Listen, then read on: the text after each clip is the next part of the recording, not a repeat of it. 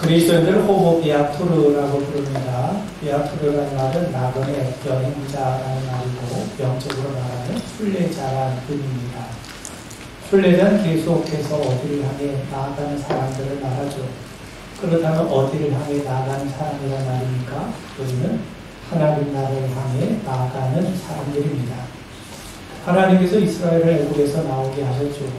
그들이 애굽에서 나왔다는 것은 이제 가야 할 곳이 있다는 말입니다. 그들이 가야 할 곳은 가나안입니다. 하나님은 가나안 땅을 예비해 놓으시고 그들을 애굽에서 나오게 하셨던 겁니다.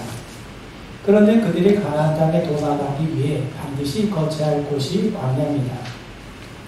광야를 거치지 않고서는 절대로 가나안 땅에 이를 수 없죠. 광야에게는 우리가 아는 것처럼 결코 순탄하지 않습니다. 그들은 한 번도 광야를 걸어본 적이 없습니다.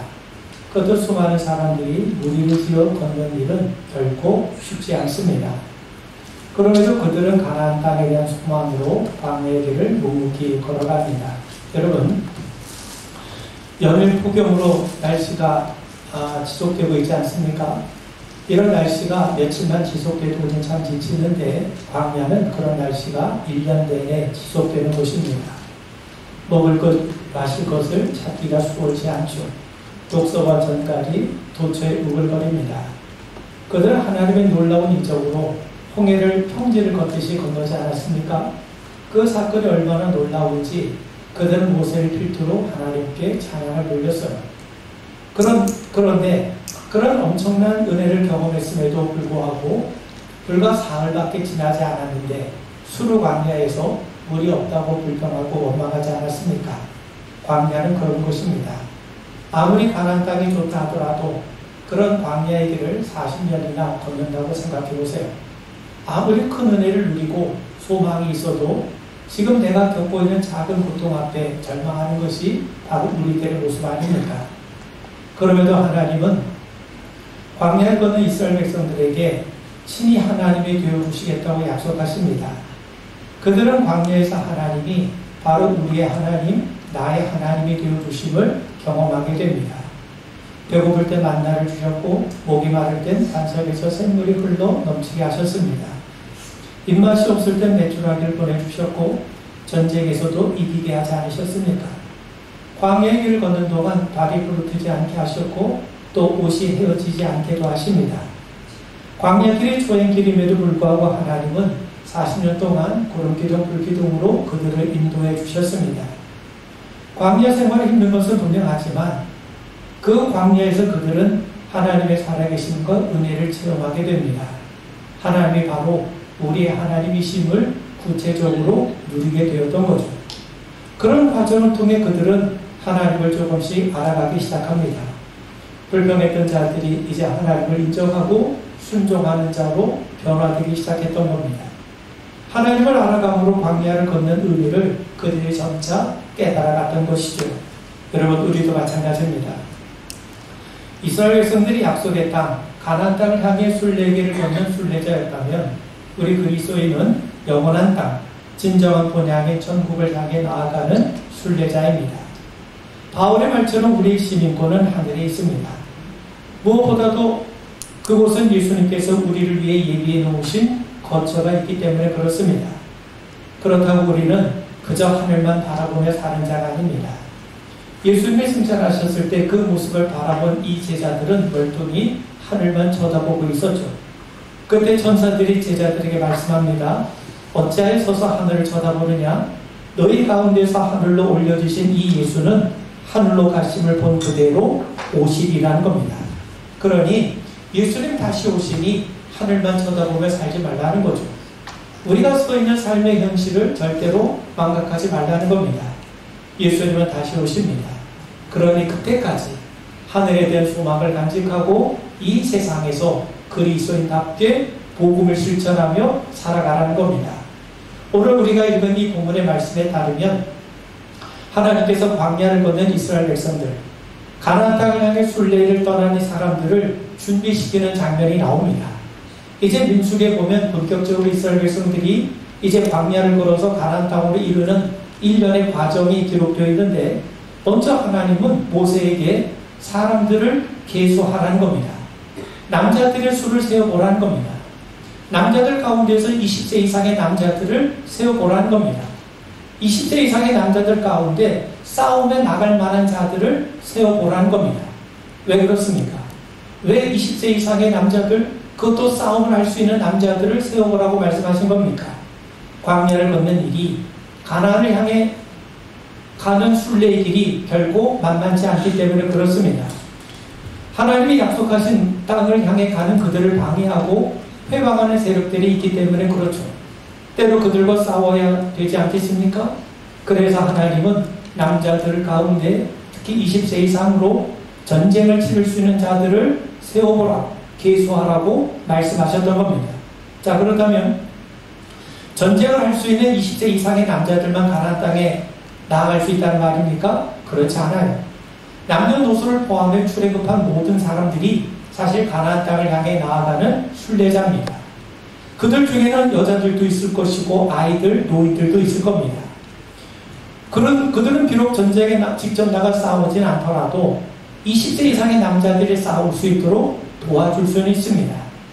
기도로 그들을 후원하고 물질로 조력하기도 하고 다음 세대를 준비하는 작업들을 할 수가 있는 겁니다. 그렇게 함으로써 모든 사람들이 영적 싸움에 동참하게 되었다는 거죠. 여러분, 이것은 우리 신앙생활도 마찬가지입니다. 신앙생활에서 우리 모두가 뒷전으로 물러나는 일이 없게 되길 바랍니다. 자기 개인의 일에만 관심을 둔 채 공동체를 외면하거나 무관심해지지 말라는 겁니다. 자, 그렇다면 오늘 말씀을 통해서 우리에게 말씀하는 게 뭔가, 저는 세 가지를 간단하게 말씀을 드릴 텐데, 하나님은 가나안을 향해 가는 동안 이스라엘을 방해하는 세력과 맞서 전쟁할 수 있는 20세 이상의 남자들을 계수하라고 말씀하지 않았습니까? 자, 그렇다면 그들에게 요구되는 것이 무엇이겠습니까? 싸울 수 있는 능력, 전쟁할 수 있는 능력 아니겠습니까? 그렇다면 이것이 우리에게 의미하는 것이 과연 무엇이겠습니까? 자, 여러분, 영적인 순례자에게 필요한 것이 있어요. 하나님 나라를 향해 믿음의 순례 길을 걷는 우리 그리스도인들에게 필요한 것이 있습니다. 그게 뭡니까? 바로 영적인 싸움을 할 수 있는 실력인 겁니다. 우리 그리스도인들은 실력을 갖춰야 됩니다. 영적인 능력을 키워야 됩니다. 자, 그렇다면 영적인 능력이라는 게 과연 무엇인가? 한마디로 말하면 믿음의 힘을 키우라는 겁니다. 자, 여러분, 믿음이라는 게 뭡니까? 바라보는 거예요. 보이지 않는 가운데서도 바라보는 겁니다. 내가 내 눈에 보이지 않고 만져지지 않는 가운데에서도 하나님의 계심을 신뢰하는 능력입니다. 이걸 좀 더 구체적으로 말씀을 드리면 우리가 어떤 현실에 있든지 어떤 문제 앞에 놓여 있든지 하나님을 바라보고 그분만을 신뢰하고 붙들 수 있는 능력, 이게 바로 영적인 능력인 거죠. 믿음이 자라난다는 것은요, 믿음이 강해진다는 거예요. 믿음이 강해진다는 것은 무슨 말이겠습니까? 하나님을 더 많이 바라보고 그분을 더 많이 신뢰하고 의지하는 겁니다. 그러기 위해서는 우리는 늘 겸손한 태도를 지녀야죠. 왜요? 우리가 겸손하지 않고는 하나님을 바라보지 못할 뿐더러 하나님을 신뢰하지도 못하기 때문에 그렇습니다. 여러분, 창세기 5장에 보면 하나님께서 인간을 지으신 다음에 제일 먼저 하신 일이 뭐냐? 바로 인간들에게 복을 주신 일이었습니다. 창세기 5장 2절을 보면 남자와 여자를 창조하셨고 그들이 창조되던 날에 하나님이 그들에게 복을 주시고라고 말씀하죠. 우리 인간의 자립적인 존재나 또 독립적인 존재일 수가 없어요. 혼자의 힘으로 살 수 없습니다. 우리가 살아가면 반드시 누군가의 도움을 받아야 살 수가 있습니다. 왜 그렇습니까? 하나님께서 그렇게 지으셨기 때문에 그렇습니다. 그래서 우리 인간은 서로가 서로에 대해서 교만하게 굴면 안 됩니다. 무엇보다도 우리 인간은 하나님의 복 없이는, 하나님의 도움 없이는 절대로 살아갈 수가 없습니다. 자, 여러분, 우리가 아무리 열심히 땀을 흘려도 하나님께서 제때에 바람을 불러주시고 제때에 비를 내려주시고 적당한 기온과 햇빛을 비춰주셔야만 우리 수고가 결실을 맺을 수 있지 않겠습니까? 우리가 아무리 의욕이 있어도 하나님께서 우리의 몸을 움직일 수 있게 하시고 또 좋은 생각과 판단할 수 있는 지혜와 능력 공급해 주지 않으신들 어떻게 우리가 살아갈 수 있겠습니까? 그런 의미에서 여러분, 하나님이 남자와 여자를 창조하신 다음에 복을 주셨다는 말은 하나님 도움 없이는 우리가 살 수 없다는 거죠. 하나님은 우리가 전적으로 하나님을 의지하며 사는 존재로 만드셨다는 겁니다. 자, 그런데 신앙에는 참 놀라운 역설이 있습니다. 어떻게 우리가 하나님의 도움을 받을 수 있는가? 어떻게 우리가 하나님의 능력에 힘입어 살아갈 수 있는가? 그것은 우리가 약할 때 하나님의 능력이 더 강하게 드러난다는 겁니다. 여러분, 우리는 바울의 이야기를 잘 합니다. 바울이 육체의 가시 때문에 힘겨워합니다. 육체의 가시만 없으면 더 힘있게 복음 사역을 감당할 수 있을 것만 같죠. 그래서 하나님 앞에 육체의 가시를 제거해달라고 3번이나 걸쳐 간구합니다. 그런데 하나님께서 응답하세요. 내 은혜가 네게 족하다는 거예요. 그러면서 내 능력은 약한 데서 온전해진다고 말씀합니다. 그 말씀을 통해 바울이 깨달아요. 여러분, 바울은 육체의 가시만 없으면 자기 힘으로 자기 의지를 가지고 복음 사역을 더 잘 감당하게 되리라고 생각을 해봤던 겁니다. 그런데 여러분, 만약 그렇게 되면 처음에는 하나님의 은혜라고 하나님을 의지하지만 점차 자기 능력이 발휘되면 발휘될수록 점차 하나님 의지하는 대신 자기 자신을 의지하는 경향이 강해지게 되지 않겠습니까? 하나님은 바울이 늘 하나님을 의지하고 하나님 안에 머물기를 원하셨던 겁니다. 그래서 육체의 가시를 그대로 두시고 그 약함으로 인해서 더욱더 하나님을 찾고 더욱더 하나님을 의지하게 만드셨던 겁니다. 나중에 바울이 이 사실을 깨닫게 되죠. 아, 그렇구나. 내 힘과 능력으로 한 것이 아니구나. 나는 비록 약했지만 육체의 가시가 있었지만 그 육체의 가시로 인해서 나는 하나님 앞에 더 엎드렸고 더 매달렸고 그 나의 약함을 통해 하나님의 능력이 나타난 것이로구나. 그래서 그는 비로소 나의 나됨은 하나님의 은혜라 이렇게 고백하게 되었던 겁니다. 여러분, 영적인 실력이라는 게 다른 게 아닙니다. 어떤 경우에서도 하나님을 바라보고 신뢰하고 의지하라는 겁니다. 자, 그런데 여러분, 우리가 신약성경에 보면 야고보 사도가 말씀하죠.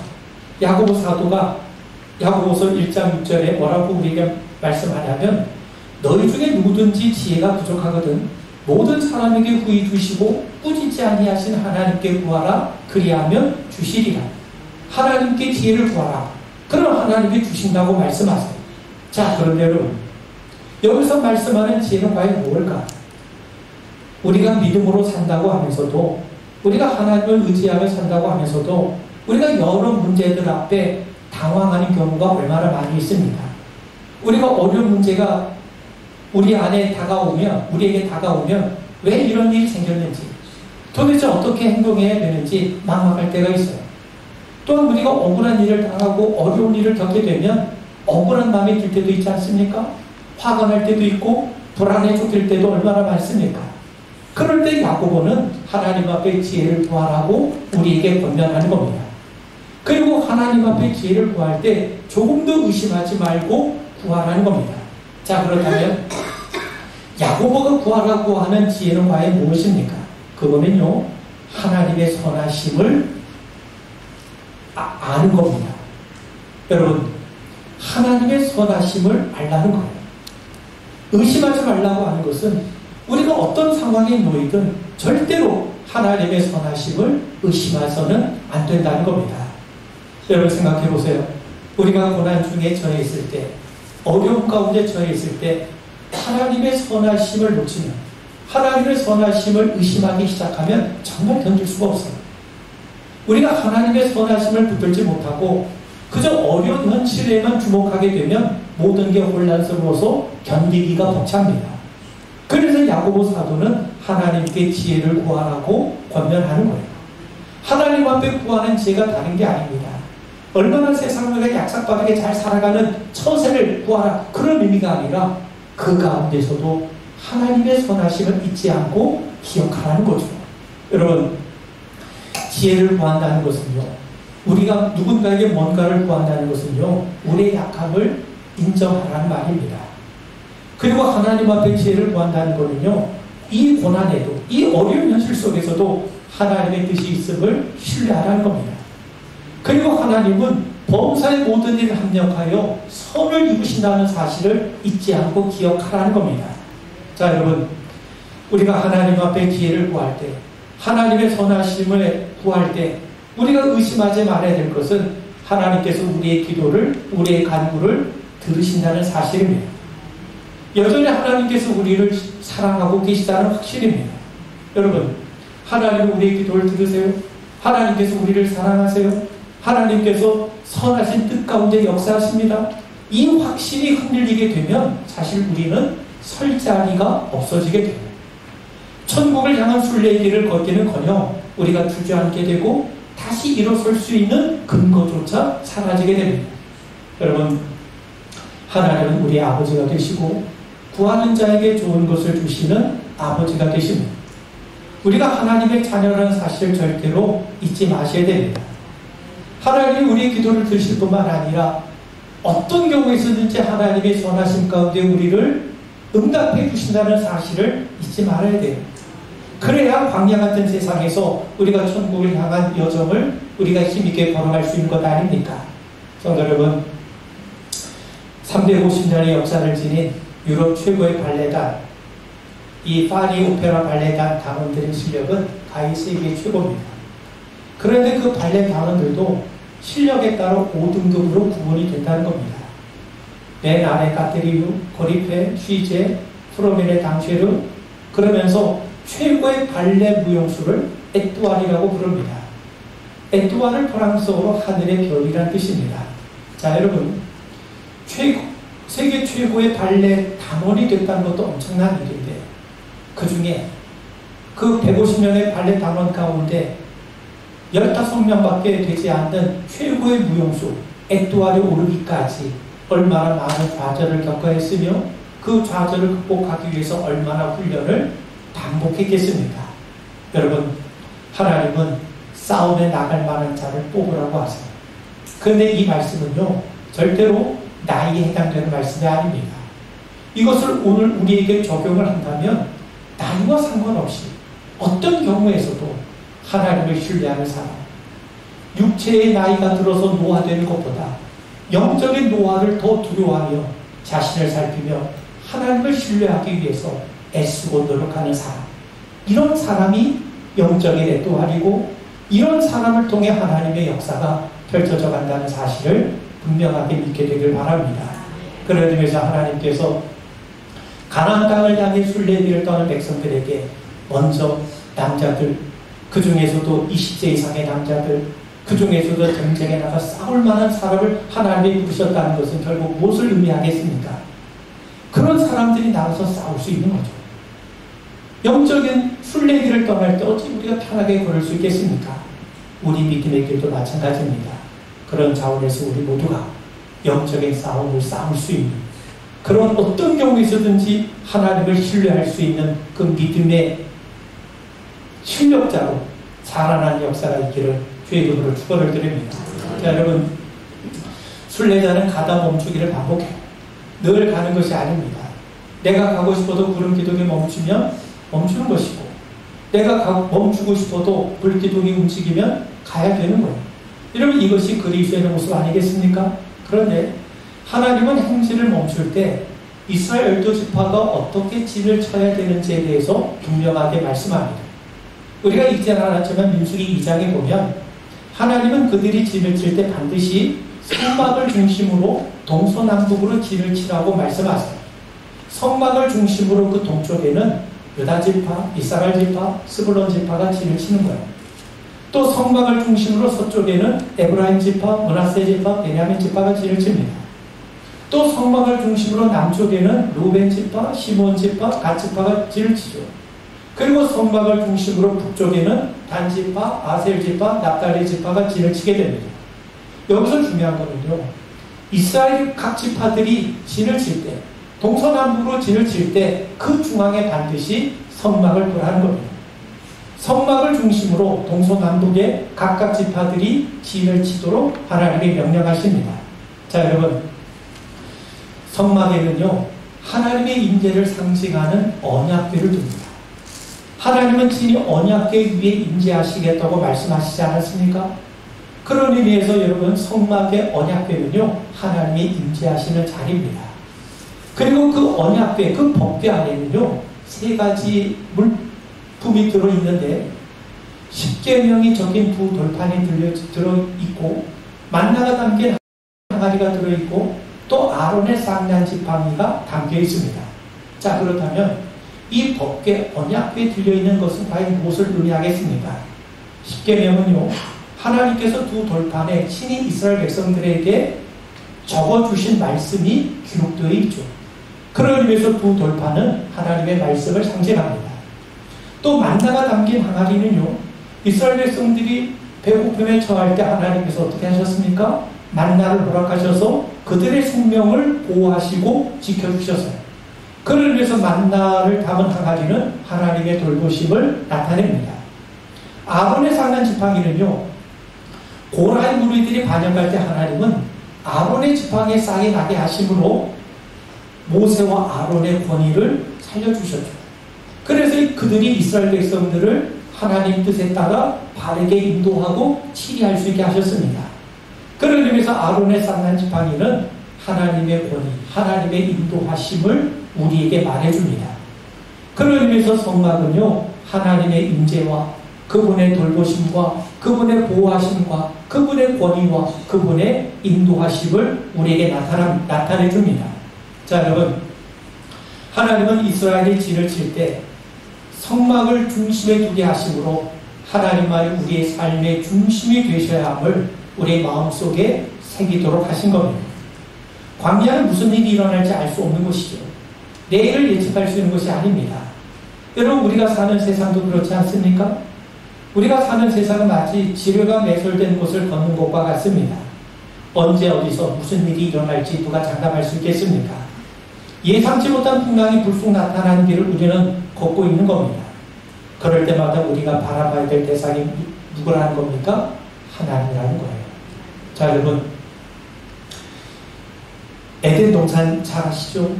하나님은 모든 과실을 임의대로 먹을 수 있게 하셨고, 다만 선악과는 절대로 먹지 마라. 먹는 날은 반드시 죽는다고 하나님의 뜻, 하나님의 말씀을 이 선악과에 담아 놓으셨어요.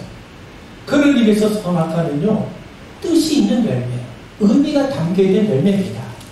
그를 위해서 선악과는 곧 하나님의 말씀이었던 거죠. 그 선악과를 바라볼 때마다 하나님을 기억하고 하나님의 뜻을 생각나게 했기 때문이죠.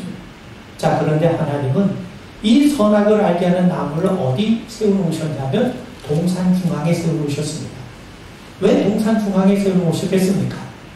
아담이 동서남북 어디에 있든지 항상 볼 수 있도록 동산 중앙에 세워놓으신 겁니다. 내가 어디 있든지 항상 하나님 바라보라는 거예요. 내가 어떤 형편에 처해 있든지 항상 하나님 말씀을 기억하라는 겁니다. 만약 하나님께서 그것을 한쪽 모퉁이에 두셨다면 보지 못할 때도 있지 않겠습니까? 자, 여러분, 마찬가지입니다. 성막을 한가운데 두도록 하신 이유가 여기 있습니다. 동서남북 어디에 있든지 무슨 일이 일어나든지 그때마다 우리가 바라봐야 될 것, 우리가 달려가야 될 곳이 바로 하나님이심을 기억하라는 겁니다. 자, 여러분, 성막의 중심에 있지 않으면 우리는 하나님 바라볼 수가 없어요. 자신이 바라보는 것에만 집착하며 살아가게 됩니다.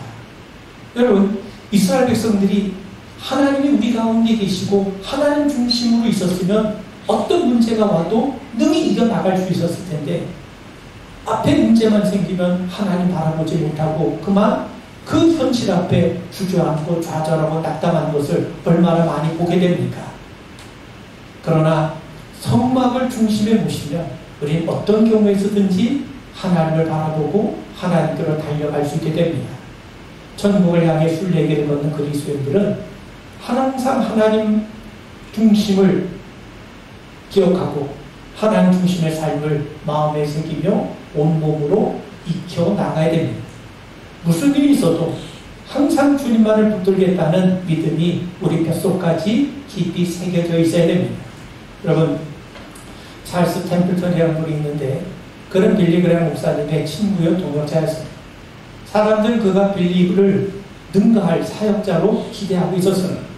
그런데 그런 그가 하나님을 떠납니다. 이유가 뭐냐면 어떤 잡지에 실린 사진 한 장이 그로 하여금 하나님을 떠나게 만들었어요. 그가 본 사진이 어떤 내용이냐면 가뭄을 겪는 이 아프리카 흑인 여자가 죽은 아기를 가슴에 안고 하늘을 야속하게 쳐다보는 그런 장면이에요. 그 사진을 보면서 그는 의문을 가졌던 거죠. 사랑의 하나님이라면 왜 비를 내리지 않으시나? 그는 이성적으로 이해가 되지 않아 하나님을 떠나게 됩니다. 그런데 자기 친구가 하나님을 떠났다는 이 사건으로 빌리 그레이엄 목사는 아주 큰 충격을 받게 됩니다. 그러면서 그는 다짐을 하게 되죠. 하나님께 내 마음의 중심을 드려야 되겠다. 성경을 하나님 말씀으로 받아들여야 되겠다.